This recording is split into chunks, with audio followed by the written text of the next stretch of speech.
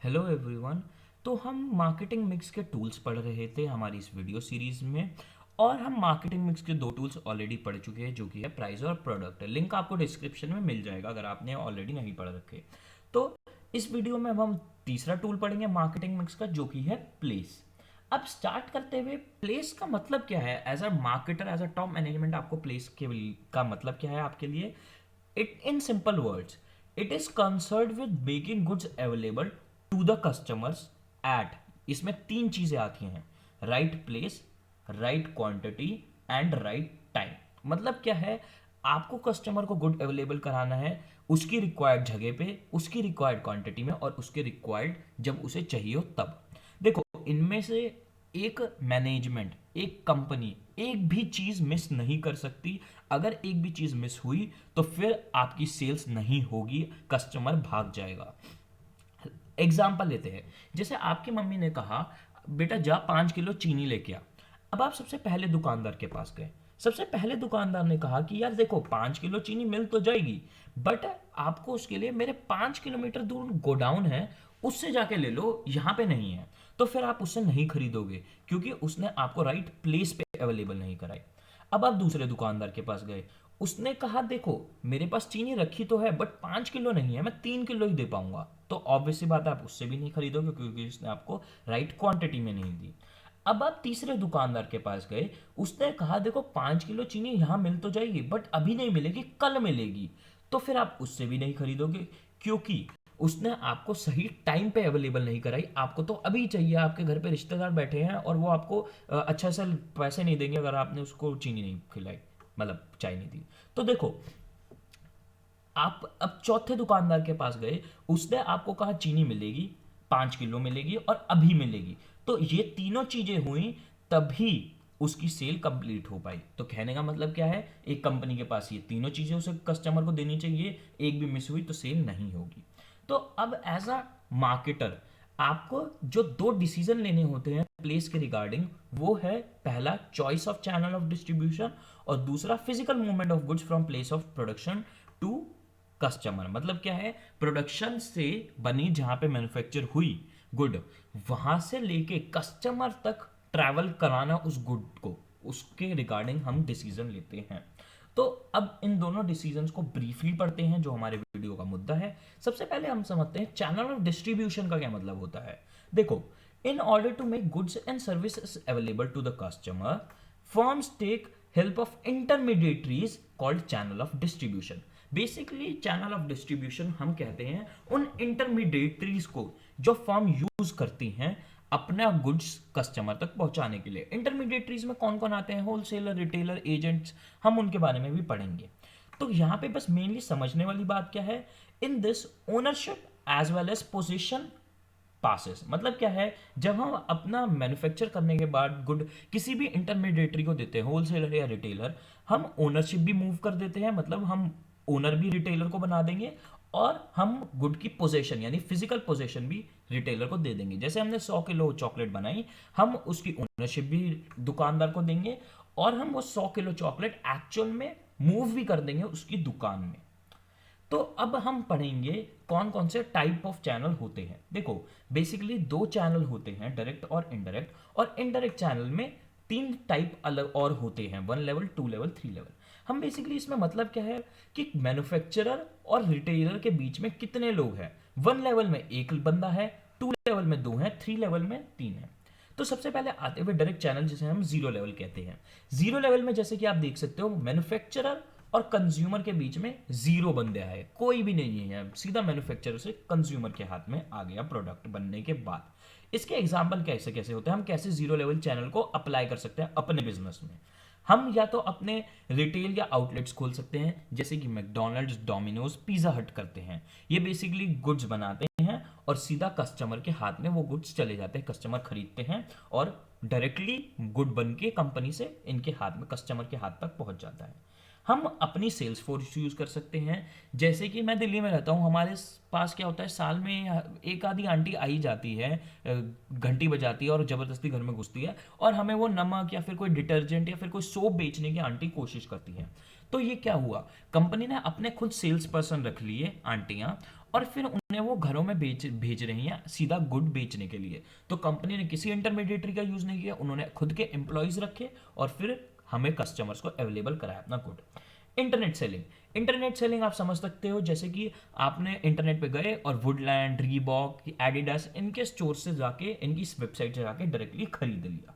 TV selling, इसमें आते हैं टेली ब्रांड और वो सब जो आप देखते हो, जो बड़े लालची तरीके से अपने प्रोडक्ट्स को दिखाते हैं, बड़े अच्छे से वो मार्केट करते हैं। तो आप इनके प्रोडक्ट देखते हो टीवी पे और फिर आप ऑर्डर कर देते हो और फिर वो प्रोडक्ट आते हो और फिर आपको पता चलता है आप बेवकूफ़ बन गए हो। और लास्ट है टेलीकम्युनिकेशन। टेलीकम्युनिकेशन में जैसे आपके पास वोडाफोन वालों का कॉल आता है या फिर आपके पास आता है कंपनीज का फोन की इंश्योरेंस करा लो या फिर स्टॉक खरीद लो, तो ये भी एक डायरेक्ट सेलिंग है कि वोडाफोन वालों ने अपने ही एम्प्लॉयज़ रख के आपको फ़ोन करके कहा कि भैया पोस्ट पेड करा लो, सिम कार्ड ले लो या इंश्योरेंस खरीद लो। तो उस वो भी है डायरेक्ट सेलिंग का पार्ट, टेलीकम्युनिकेशन। अब हम आते हैं दूसरे चैनल ऑफ डिस्ट्रीब्यूशन जिसमें आता है इनडायरेक्ट चैनल। इसमें है 1 लेवल, 2 लेवल, 3 लेवल। 1 लेवल में जैसे कि आप देख सकते हो कस्टमर और मैन्युफैक्चरर के बीच में एक बंदा है जो कि है रिटेलर। तो मैन्युफैक्चरर ने मानो 1 लाख क्वांटिटी प्रोड्यूस करी।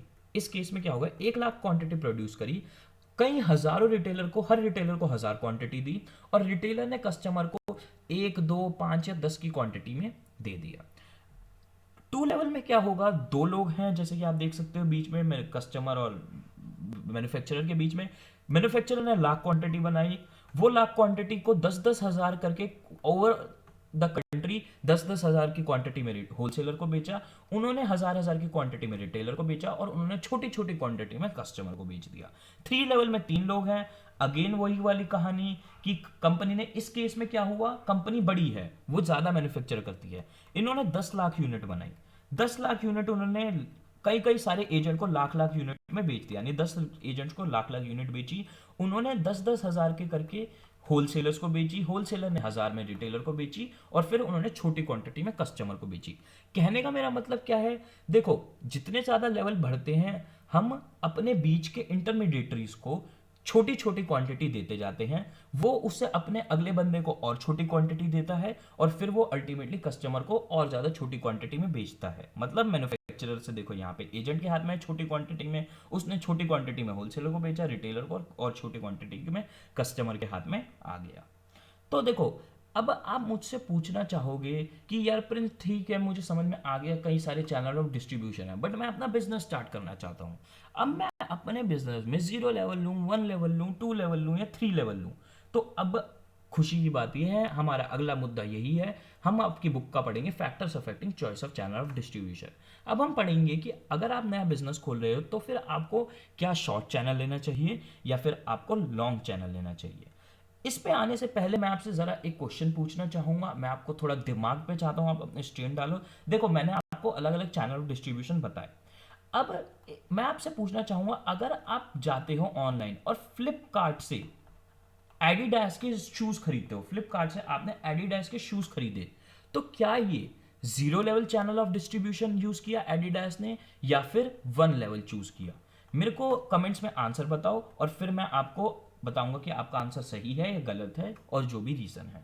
तो आते हुए factors affecting choice of channel of distribution, इससे पहले मैं आपको एक केस स्टडी देना चाहूंगा जो कि रियलिटी बेस्ड केस स्टडी है, ताकि आपको चीजें और क्लियरली समझ में आ जाए और आपको कोई दिक्कत ना हो। देखो मैं आपको बताता हूँ 2 या 3 साल पहले लगभग शाओमी ने, जिसका मैं खुद फोन इस्तेमाल कर रहा हूँ, शाओमी ने एक फोन निकाला शाओमी 3 MI3। तो जब उन्होंने MI3 निकाला था, एक्चुअल में MI3 14,000 रुपये का फ़ोन था, बट उसमें 14,000 रुपये में ऐसी स्पेसिफिकेशन, ऐसे फीचर्स थे कि वो फीचर्स बड़े बड़े ब्रांड सैमसंग और दूसरे ब्रांड्स 28,000 रुपये में, 30,000 रुपये में अवेलेबल करा पा रहे थे। अब आप सोचोगे कि यार शाओमी ने कोई नई टेक्नोलॉजी इस्तेमाल करी होगी, शाओमी तो एक टेक्नोलॉजी कंपनी है, तो इन्होंने कोई तगड़ी सी कुछ जुगाड़ किया होगा अपने फ़ोन को इतना सस्ते में अवेलेबल कराने के लिए, बट आप गलत हो। अब आप समझोगे पावर ऑफ कॉमर्स, अब आप समझोगे आप कितनी पावरफुल चीज़ लर्न कर रहे हो अगर आप उसे ढंग से रियल लाइफ में यूज़ करो। शाओमी ने कोई टेक्नोलॉजी नहीं निकाली थी, शाओमी ने बस चैनल ऑफ डिस्ट्रीब्यूशन दूसरा इस्तेमाल किया था। कहने का क्या मतलब है, चलो समझते हैं हम सैमसंग के केस में। सैमसंग ने एक्चुअल में किया, करती क्या है सैमसंग, सैमसंग ने फ़ोन मैन्युफैक्चर किया लगभग 14,000 रुपये में। सैमसंग ने फोन मैन्युफैक्चर किया 14,000 रुपए में, या फिर एग्जांपल ले लेते हैं 10,000 रुपए में। अब उन्होंने फोन पास किया एजेंट को, एजेंट से पास किया होलसेलर को, होलसेलर से पास किया रिटेलर को, और फिर आप कस्टमर के हाथ में आया। अब देखो यहां पे मजे की बात क्या हुई। देखो 10,000 का फोन एजेंट के हाथ में आया। अब एजेंट ऑब्वियस सी बात है वो बिजनेस कर रहा है तो वो भी पैसा कमाएगा। तो वो एजेंट जो है 10,000 का फोन होलसेलर को बेचेगा फोन 15,000 रुपए में। अब होलसेलर है, होलसेलर भी प्रॉफिट कमाएगा। तो होलसेलर ने अपना 15,000 का फोन बेचा रिटेलर को 20,000 रुपए में। अब रिटेलर है, जो आप सैमसंग के शोरूम्स में आते हो, इतने शानदार शोरूम है, एसी लगे हुए हैं, इतने अच्छे अच्छे सेल्स फोर्स है आपको खुश करने के लिए। तो अब ऑब्वियस सी बात है वो अपना खर्चा काट के और अपना प्रॉफिट कमा के वो रिटेलर आपको फोन बेचेगा 30,000 रुपए में। तो ये हुआ सैमसंग के केस में। अब शाओमी ने क्या दिमाग लगाया, शाओमी ने फोन मैन्युफैक्चर किया, शाओमी ने फोन मैन्युफैक्चर किया 10,000 में। वो फोन शाओमी ने दे दिया फ्लिपकार्ट को। शाओमी ने जब नया नया कंपनी इंडिया में आया था, शाओमी ने सिर्फ फ्लिपकार्ट से ही दोस्ती बनाई थी, सिर्फ फ्लिपकार्ट को ही यूज किया था एज अ सेलर। फ्लिपकार्ट ने वो फोन बेचा कस्टमर्स को अपना प्रॉफिट रख के लगभग 13 से 14,000 रुपए में। तो अब इसमें समझो हुआ क्या, इंटरमीडिएटरी शाओमी ने कोई टेक्नोलॉजी नहीं लगाई, बस इंटरमीडिएटरी सारे खत्म कर दिए। फ्लिपकार्ट ने अपना प्रॉफिट रखा, मैंने शाओमी ने अपना प्रॉफिट रखा, और कस्टमर को भी प्रोडक्ट सस्ते में मिल गया। तो ये है एक विन विन गेम, सारे खुश। बस इंटरमीडिएटरी सैमसंग के केस में रो रहे होंगे, उनका बिजनेस छिन गया। तो देखो ये होता है तरीका इनोवेशन करने का, जो मैं चाहता हूं कि आप लोग अगर फ्यूचर में बिजनेस करो तो करो। देखो छोटी सी इनोवेशन और उन्होंने पूरी दुनिया बदल दी। यहां से टेक अवे मेन क्या है आपके कोर्स के लिए, कि अगर शॉर्टर चैनल ऑफ डिस्ट्रीब्यूशन आप यूज करोगे तो कस्टमर को पहली बात प्रोडक्ट चीप पड़ेगा, क्योंकि इंटरमीडिएटरीज अपना प्रॉफिट नहीं काटेंगे, और कंपनी के लिए भी चीजें ज्यादा हेक्टिक नहीं होंगी। क्योंकि देखो फ्लिपकार्ट से, शाओमी को सिर्फ फ्लिपकार्ट से मत्था मारना है, पर सैमसंग को इतने सारे लाखों एजेंट, होलसेलर, रिटेलर सबसे मत्था मारना है। ऑल द होलसेलर और रिटेलर से सैमसंग डायरेक्ट मत्था नहीं मारेगी, बट स्टिल यार जब पंगा पड़ता है तो फिर सबसे ही मत्था मारना पड़ता है। तो अब हम वो फैक्टर्स पढ़ेंगे जो डिटरमाइन करते हैं हम शॉर्ट चैनल लेंगे अपने कंपनी के प्रोडक्ट के लिए या लॉन्ग चैनल लेंगे। सबसे पहले आता है मार्केट फैक्टर्स। उसमें सबसे पहले आता है साइज ऑफ मार्केट। इसका क्या मतलब हुआ कि नंबर ऑफ बायर्स कितने हैं आपके प्रोडक्ट के। अगर नंबर ऑफ बायर्स बहुत ज़्यादा हैं तो उस केस में आपको लॉन्गर चैनल लेना पड़ेगा। एग्जाम्पल लो जैसे लेज का। लेज एक कंपनी के कई दसियों लाख बायर्स हैं, गांव में भी है शहर में भी है। तो खुद सोचो क्या लेज हर घर पे जाके डेली सुबह रिक्वेस्ट कर सकते हैं कि भैया हमारा प्रोडक्ट प्लीज़ खरीद लो। ऑब्वियस ही बात है वो चीज़ पॉसिबल नहीं है। लेस को लॉन्गर चैनल लेना पड़ता है, एजेंट, होलसेलर, रिटेलर्स की हेल्प लेनी पड़ेगी लेस को, क्योंकि उनको अपना प्रोडक्ट हर गली हर मोहल्ले में अवेलेबल कराना है कंट्री के, जो कि वो खुद नहीं करा सकते। तो अगर आपके नंबर ऑफ बायर्स बहुत ज़्यादा हैं आप लॉन्गर चैनल लोगे, और अगर आपके नंबर ऑफ बायर्स कम है तो आप शॉर्ट चैनल लोगे। अगला पॉइंट आता है जियोग्राफिकल कॉन्सेंट्रेशन ऑफ बायर्स। अब मानो हाइपोथेटिकली सोचते हैं, हम इमेजिन करते हैं कि हम लेस की टॉप मैनेजमेंट है, और एक और हाइपोथेटिकल सिचुएशन लेते हैं कि हमें लेस का पैकेट एक कंट्री में बेचना है। एक छोटी सी कंट्री है प्रिंस अकेडमी, छोटी सी कंट्री है 10 किलोमीटर की, इसमें 10 लाख लोग रहते हैं। तो इस कंट्री में मानिए 100 गलियां हैं। तो देखो ऑल दो 10 लाख कस्टमर मेरी 100 गलियों में फैले हुए हैं, ऑल दो मेरे नंबर ऑफ बायर्स बहुत ज़्यादा है, बट वो कॉन्सेंट्रेटेड हैं एक जगह पे। तो इस वजह से मैं शॉर्टर चैनल ऑफ डिस्ट्रीब्यूशन ले सकता हूं, क्योंकि 100 गलियां हैं, हम हर गली में अपना आउटलेट खोलेंगे और हम कंपनी के से डायरेक्ट कस्टमर प्रोडक्ट ले लेंगे। और जैसे कि मैं आपको Xiaomi के पिछले एग्जांपल में बता चुका हूं, अगर company shorter channel of distribution लेती है तो कस्टमर को भी फायदा होता है, क्योंकि कस्टमर को प्रोडक्ट चीप पड़ता है, और कंपनी को भी फायदा होता है, क्योंकि लॉ ऑफ डिमांड की वजह से, जो आप इकोनॉमिक्स में पढ़ चुके हो, अगर प्रोडक्ट चीप है तो फिर कस्टमर भी ज्यादा डिमांड करेगा प्रोडक्ट की। तो फिर अगर आपके कॉन्सेंट्रेटेड हैं तो फिर आप शॉर्टर चैनल ऑफ डिस्ट्रीब्यूशन लोगे। बट अगर अब हम हाइपोथेटिकली और अपनी सपनों की दुनिया से बाहर आते हैं, लेस के जो बायर्स हैं वो पूरे वर्ल्ड में फैले हुए हैं, तो उस केस में ऑब्वियसली वो नहीं शॉर्टर चैनल ऑफ डिस्ट्रीब्यूशन ले सकती, उन्हें हर गली में अवेलेबल कराने के लिए इंटरमीडिएटरीज हायर करने पड़ेंगे। अगला पॉइंट है साइज ऑफ ऑर्डर। इसका क्या मतलब है कि आपका ये जो एक कस्टमर है, ये एक बारी में कितनी क्वांटिटी लेता है। अगर ये एक बारी में लेता है मानो 10,000 यूनिट्स, तो उस केस में हम shorter channel of distribution use कर सकते हैं, क्योंकि ये हमारे आउटलेट तक ट्रैवल करने के लिए पेन लेगा। अगर इसे मानो 10,000 सॉक्स खरीदनी है, तो ये 10,000 सॉक्स खरीदने के लिए साउथ दिल्ली से नॉर्थ दिल्ली तक ट्रैवल कर सकता है, ये 10 किलोमीटर ट्रैवल करेगा। बट अगर इसे लेनी है सिर्फ एक ही सॉक्स का पेयर, तो ऑब्वियस सी बात है ये दिल्ली से जमशेदपुर नहीं जाएगा एक सॉक खरीदने के लिए, एक 50 रुपए की सॉक्स खरीदने के लिए।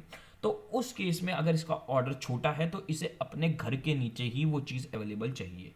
तो अगर आपके कंपनी के प्रोडक्ट के बायर्स जो हैं वो एक बारी में छोटी क्वांटिटी लेते हैं, तो ऑब्वियस सी बात है वो इतना पेन नहीं लेंगे कि वो आपके आउटलेट तक इतनी दूर ट्रैवल करें। आपको वो प्रोडक्ट रेडीली अवेलेबल कराना पड़ेगा उसके घर के नीचे। इसका मतलब ये हुआ आपको लॉन्गर चैनल ऑफ डिस्ट्रीब्यूशन लेना पड़ेगा। अगला पॉइंट है, अगले जो हमारे फैक्टर है वो है प्रोडक्ट रिलेटेड फैक्टर्स। इसमें सबसे पहला आता है नेचर ऑफ प्रोडक्ट। मैं इसे नहीं करूंगा क्योंकि नेचर ऑफ प्रोडक्ट में पहले मैं बाद में कराऊंगा, क्योंकि इसमें कई सारे पॉइंट का कॉम्बिनेशन है। पहले हम करेंगे perishable versus non perishable product. देखो पहले पहले मैं बता दूं पेरिशेबल का मतलब क्या होता है। वो प्रोडक्ट जो बहुत जल्दी खराब हो जाते हैं, सड़े जाते हैं। जैसे मेरे घर पे अभी पड़े हुए हैं सड़े हुए ऑरेंजेस, क्योंकि 3 दिन तक हमने उन्हें खाया नहीं। और नॉन पेरिशेबल उसके उल्टे होते हैं, वो प्रोडक्ट जो खराब नहीं होते। तो देखो जो फार्म प्रोडक्ट्स होते हैं, डेयरी प्रोडक्ट्स होते हैं, खाने पीने की चीज़ होती है, वो पेरिशेबल होती हैं। उस केस में आपको शॉर्टर चैनल ऑफ डिस्ट्रीब्यूशन लेना पड़ेगा। सिंपल क्यों? क्योंकि अगर आप लॉन्गर ले रहे हो, होलसेलर पे जा रहा है, एजेंट पे जा रहा है, रिटेलर पे जा रहा है, फिर कस्टमर पे जा रहा है, तो ऑब्वियसली बात है 20 रास्ते में वो खराब हो जाएगा। बट अगर हम टीवी की बात करें, लैपटॉप की बात करें, रेफ्रिजरेटर की बात करें, वो खराब नहीं होंगे, तो हम उसके लिए लॉन्गर चैनल ऑफ डिस्ट्रीब्यूशन ले सकते हैं। अगला पॉइंट है unit value of a product. मतलब क्या है कि आपके प्रोडक्ट की एक यूनिट की कितनी वैल्यू है। यूनिट वैल्यू मतलब मानो जैसे उसी एग्जांपल को कंटिन्यू करते हुए, लेस के एक पैकेट की वर्थ है 5 रुपए। बट मेरे पेरेंट्स काम करते थे कंप्यूटर एम्ब्रॉयडरी का। हमारे कंप्यूटर एम्ब्रॉयडरी के काम में जो हमारी एक मशीन आती है, ऑब्वियसली वो मशीन ऐसी नहीं दिखती, वो मशीन है 10 लाख रुपए की। और इंडस्ट्रियल प्रोडक्ट्स बेसिकली जो मशीनरी के जो मैन्युफैक्चरिंग प्रोडक्ट्स होते हैं वो होते ही महंगे। 10 लाख रुपए बहुत छोटी रकम है। बेसिकली वो प्रोडक्ट 50 लाख 1 करोड़ के होते हैं। तो अगर आपके प्रोडक्ट की, अगर आप वो कंपनी हो जो ये मशीन बनाती है, जो मशीन बनाती है, तो उस केस में आप शॉर्टर चैनल ऑफ डिस्ट्रीब्यूशन लोगे। क्यों? क्योंकि आपका कस्टमर के 10 लाख रुपए खर्चने हैं, तो वो लंबा ट्रैवल कर सकता है 10 लाख रुपए खर्चने के लिए। अगर उसे आपका प्रोडक्ट, आपकी मशीन 8.5 लाख रुपए में तमिलनाडु मिल रही है, तो वो दिल्ली दिल्ली से तमिलनाडु तक ट्रैवल करने के लिए तैयार होगा अपना पैसा बचाने के लिए। बट ऑब्वियस ही बात है, आप एक लेस का पैकेट खरीदने के लिए दिल्ली से साउथ दिल्ली भी नहीं जाओगे आप, तमिलनाडु तो बहुत दूर की बात है। तो अगर यूनिट वैल्यू आपके प्रोडक्ट की, एक यूनिट की वैल्यू बहुत ज़्यादा महंगी है, तो फिर आप शॉर्टर चैनल ऑफ डिस्ट्रीब्यूशन ले सकते हो, क्योंकि आपका कस्टमर विलिंग करेगा, वो चाहेगा कि वो लंबा ट्रैवल कर दे सस्ते के लिए। बट अगर आपके यूनिट वैल्यू बहुत कम है, तो फिर आपको लॉन्गर चैनल लेने पड़ेंगे ताकि आप रेडीली अवेलेबल करा सको। अगला पॉइंट है प्रोडक्ट कॉम्प्लेक्सिटी। इसका क्या मतलब है कि आपका प्रोडक्ट कितना कॉम्प्लेक्स है, मतलब आपके प्रोडक्ट चलाने में कितना मुश्किल है। अब मानो जैसे ये आप हो, एक लेज का पैकेट खाने के लिए आपको लेज की कंपनी जो यहाँ बैठी है उससे डायरेक्ट कांटेक्ट में होने की जरूरत नहीं है। इसकी जरूरत नहीं है। बीच में कई सारे इंटरमीडिएटरीज हो सकते हैं। कोई हमें अपने कस्टमर को सिखाने की जरूरत नहीं है कि आपको पैकेट खोलना है और फिर खाना है। बट अगेन वही वाला एग्जांपल लेते हुए, एक मशीन जो कि हमारी एम्ब्रॉयडरी मशीन थी, उस केस में ये प्रोडक्ट बहुत कॉम्प्लेक्स होता है। आपको सिखाना पड़ता है कस्टमर को कैसे इस्तेमाल करे। अगर कस्टमर को दिक्कत आती है तो वो आपको एड्रेस करनी पड़ती है। तो उस केस में अगर आपका प्रोडक्ट कॉम्प्लेक्स है तो आप कोई इंटरमीडिएटरी नहीं रख सकते, आपको कम इंटरमीडिएटरी रखने पड़ेंगे ताकि कस्टमर कंपनी से डायरेक्ट कांटेक्ट में रहे। और अगर उसे कोई दिक्कत आ रही है मशीन चलाने में, कंप्यूटर चलाने में, तो वो आपसे कांटेक्ट कर सके, कंपनी से कांटेक्ट कर सके। अब हमारा जो पहला पॉइंट है जो मैंने छोड़ दिया था, nature of product. Nature of product basically कहना क्या चाहता है, ये सारे जो अभी हमने पॉइंट पढ़े हैं इनका कॉम्बिनेशन है। नेचर ऑफ प्रोडक्ट का सिंपल क्या मतलब हुआ कि आपका प्रोडक्ट किस तरीके का है। देखो प्रोडक्ट बेसिकली जो दो मेन कैटेगरीज होती हैं वो होती है, प्रोडक्ट या तो इंडस्ट्रियल होते हैं या कंज्यूमर होते हैं। और जैसा कि आप नाम से गेस कर सकते हो, इंडस्ट्रियल प्रोडक्ट वो होते हैं जो इंडस्ट्रियलिस्ट इस्तेमाल करते हैं, मैन्युफैक्चरर इस्तेमाल करते हैं, जैसे मैंने अभी आपको मेरा एग्जांपल दिया मेरे पेरेंट्स के बिजनेस का। और कंज्यूमर प्रोडक्ट वो होते हैं जो हाउस होल्ड इस्तेमाल करते हैं, जैसे कि स्नैक्स हो गए, कुरकुरे लेज, और टूथपेस्ट हो गया, जो भी और कुछ भी एग्जांपल ले सकते हो आप। तो अगर आपके प्रोडक्ट इंडस्ट्रियल हैं तो फिर उस केस में आप शॉर्टर चैनल ऑफ डिस्ट्रीब्यूशन लोगे। क्यों? क्योंकि इंडस्ट्रियल प्रोडक्ट पहली बात बल्की होते हैं, बहुत बड़े बड़े होते हैं, जैसे मैंने एग्जांपल मशीन का दिया, वो एक पूरा फ्लोर घेर लेती है। इंडस्ट्रियल प्रोडक्ट जो कस्टमर होता है इंडस्ट्रियल प्रोडक्ट्स का, वो फ्रीक्वेंटली नहीं खरीदता। वो प्रोडक्ट 5-5, 10-10, 15-15 साल में एक बार ही परचेज करेगा। वो उसकी बाइंग जो है वो it is not quite frequent. तो इस वजह से और इंडस्ट्रियल प्रोडक्ट महंगे होते हैं, जैसे कि मैंने यूनिट वैल्यू का एग्जांपल दिया, और इंडस्ट्रियल प्रोडक्ट्स जो होते हैं वो बड़े कॉम्प्लेक्स भी होते हैं, जैसे मैंने अभी एग्जांपल दिया था पीछे। तो इन सारे फैक्टर्स की वजह से अगर इंडस्ट्रियल प्रोडक्ट है आपका, इंडस्ट्रियल प्रोडक्ट का नेचर ऐसा होता है, वो इस तरीके के होते हैं, वो कॉम्प्लेक्स होते हैं, एक्सपेंसिव होते हैं। इस वजह से इसके लिए आपको शॉर्टर चैनल ऑफ डिस्ट्रीब्यूशन लेने पड़ते हैं। बट कंज्यूमर प्रोडक्ट्स इंडस्ट्रियल का पूरा उल्टा होता है, इस वजह से आप longer channel of distribution he prefer करते हो। अब अगले टाइप के पॉइंट्स पे आते हुए, जो कि है कंपनी के करेक्टरिस्टिक्स क्या है, मतलब आपकी कंपनी की खुद क्या वैल्यू है। पहले इसमें दो चीजें आती हैं। इसमें आता है फाइनेंशियल स्ट्रेंथ, मतलब आपकी कंपनी के पास कितने स्ट्रॉन्ग फाइनेंस है, मतलब कितना सारा पैसा पड़ा है आपकी कंपनी में। अगर आपकी कंपनी के पास बहुत सारा पैसा है तो वो शॉर्ट चैनल की तरफ जा सकती है, क्योंकि देखो जैसे मैंने पहले बहुत बारी बोल चुका हूं इस वीडियो में, शॉर्टर चैनल कंपनी के लिए भी फायदेमंद है और कस्टमर के लिए भी फायदेमंद है। बट शॉर्टर चैनल में कंपनी को बहुत पैसा खर्चना पड़ता है। ऑब्वियसली बात है, अपने खुद के आउटलेट्स खोलने में हर जगह बहुत ज़्यादा खर्चा आता है और उनको मेंटेन करने में बहुत खर्चा आता है। बट अगर कंपनी के पास इतना पैसा है ही नहीं, कंपनी इतना के पास जेब में इतना पैसा नहीं है, तो फिर उसे लॉन्ग चैनल लेने पड़ेंगे, क्योंकि वो इन्वेस्ट नहीं कर सकती हर जगह आउटलेट खोलने में। अगला पॉइंट है डिग्री ऑफ कंट्रोल। इसका क्या मतलब है कि कंपनी कितना कंट्रोल चाहती है अपने प्रोडक्ट के ऊपर, उसकी सप्लाई चेन के ऊपर। कहने का क्या मतलब है, इसका केस स्टडी लेते हैं, इसका एग्जांपल लेते हैं। अगर आपको पता हो तो लास्ट ईयर सैमसंग को 1,10,000 करोड़ के अराउंड का घाटा लगा था उनके फोन नोट 7 की वजह से। नोट 6 या नोट 7 में बिल्कुल भूल गया कौन सा नोट था वो। बेसिकली दिक्कत क्या थी, वो फोन फट जाता था। आपने अगर न्यूज में देखा हो, आप अगर न्यूज एक्टिवली देखते हो, तो इसके पूरे वर्ल्ड में इतने सारे केसेस हुए थे कि वो फोन लोग यूज कर रहे हैं और वो फोन फट गया। उसकी वजह से किसी की कार फट गई, किसी को 3rd डिग्री बर्न्स हो गए, कोई मर गया, कई जगह तो फ्लाइट्स लैंड करनी पड़ी थी। क्यों? क्योंकि वो एक फोन में रिसर्च एंड डेवलपमेंट में कुछ गड़बड़ी हो गई थी और वो फोन गलत बन गया था। अब Samsung longer channel of distribution use करता है, जैसे मैं पहले बता चुका हूं।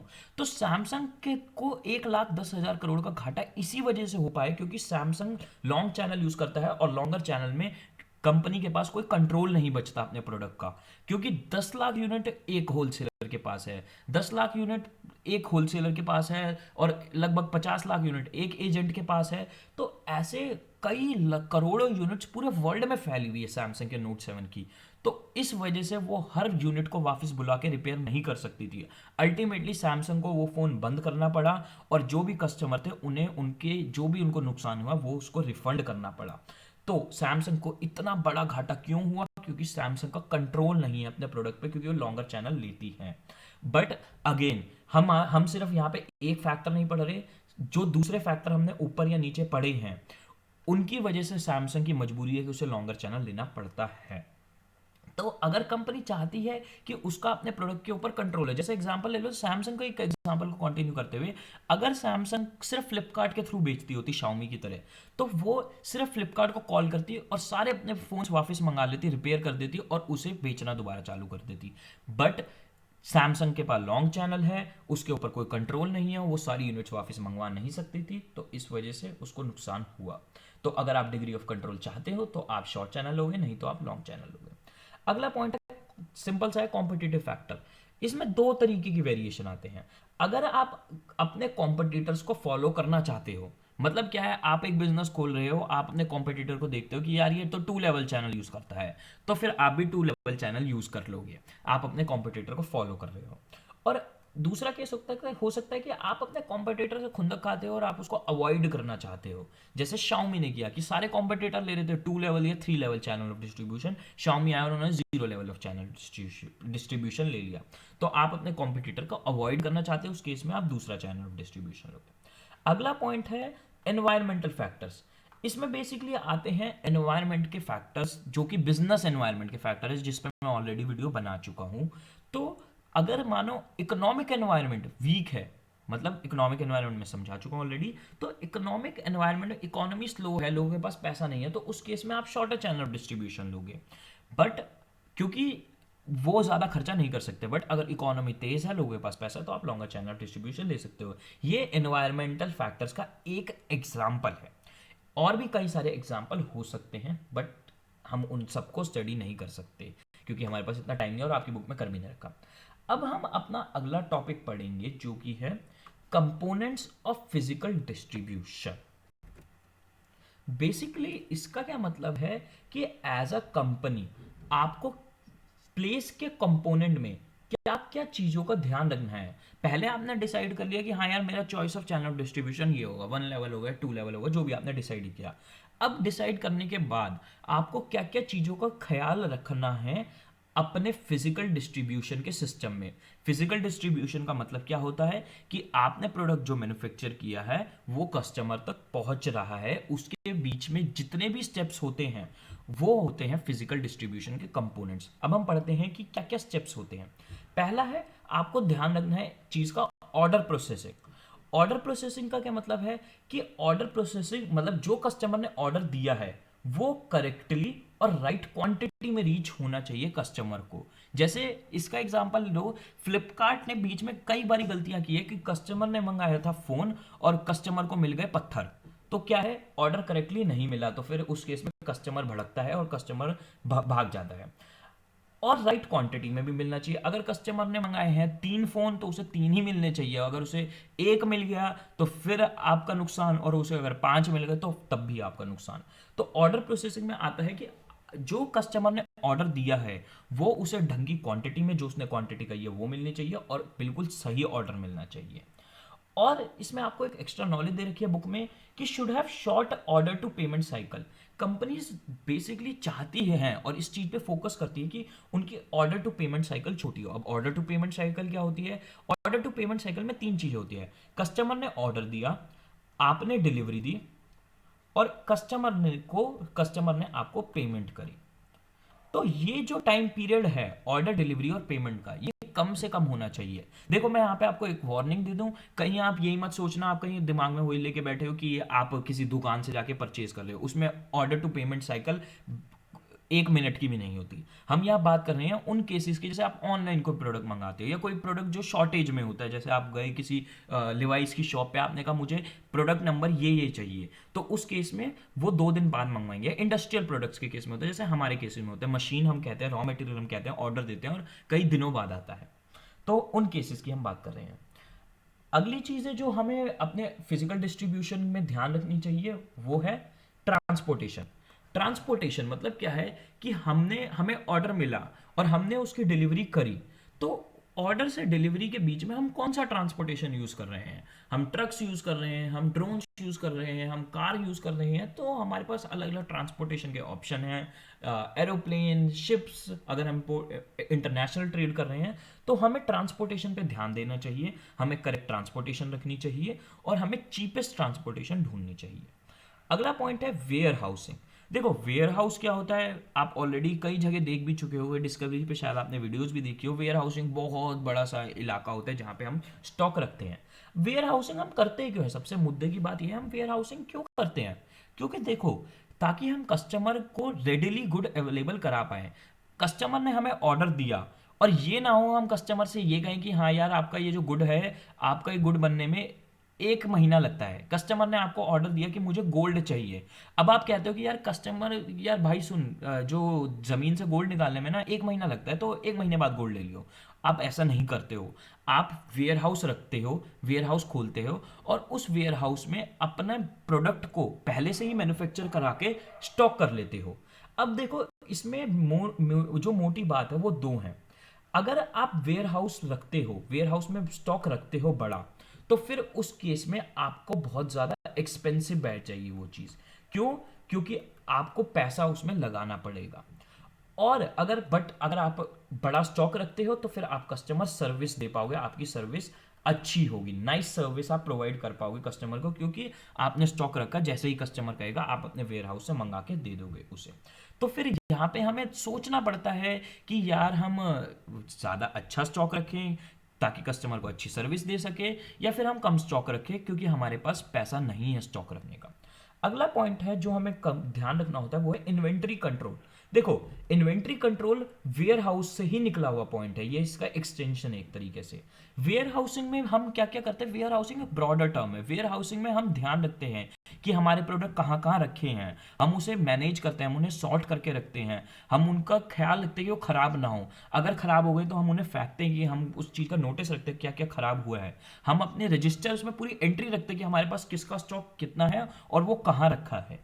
इन्वेंट्री कंट्रोल में हम बस ये डिसाइड करते हैं कि हम अपनी जो इन्वेंट्री है, हम जो स्टॉक है, वो बहुत ज़्यादा रखें या कम रखें, कितनी क्वांटिटी में रखें। तो factors affecting level of inventory हम पढ़ेंगे, कि हम वो फैक्टर्स पढ़ेंगे कि हमें अपनी इन्वेंट्री बड़ी रखनी चाहिए या हमें अपनी इन्वेंट्री छोटी रखनी चाहिए।